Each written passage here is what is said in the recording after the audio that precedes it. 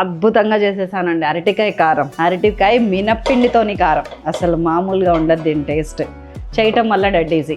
First ఏం చేశానంటే ఒక 4 అరటికాయలని మంచిగా కొంచెం ఉప్పు కొంచెం పసుపు వేసి దానికి సరిపోనే నీళ్ళు వార్చకుండా అవసరం లేనంత సరిపోను నీళ్ళు వేసి ఒక 10 నిమిషాలు ఉడకబెట్టాను. 90% ఉడికింది. ఆ తర్వాత ఒక కడాయి తీసుకున్నానా, దాంట్లోకి కారం రెడీ చేసుకున్నాను.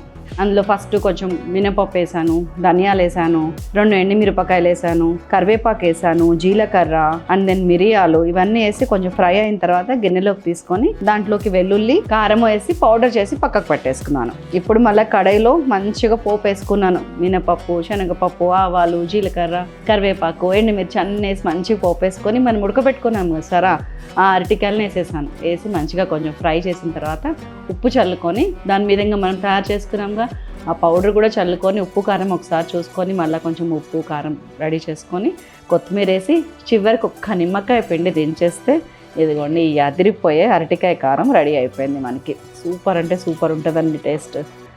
అన్నంలో కలుపుకోవచ్చు, బాగుంటుంది. అండ్ దెన్ సైడ్ డిష్ కింద ఏ పప్పులోకో చారులోకో పచ్చి పులుసులోకో నంచుకుంటే ఉంటుంది కదా. ట్విస్ట్ ఏంటంటే ఫుల్ వీడియో సైలాస్ కిచెన్లో చూస్తే మీరు ఇంకా బాగా ఇగోండి అరటికాయ ఇంత ఎలా వచ్చిందో అర్థమైపోద్ది.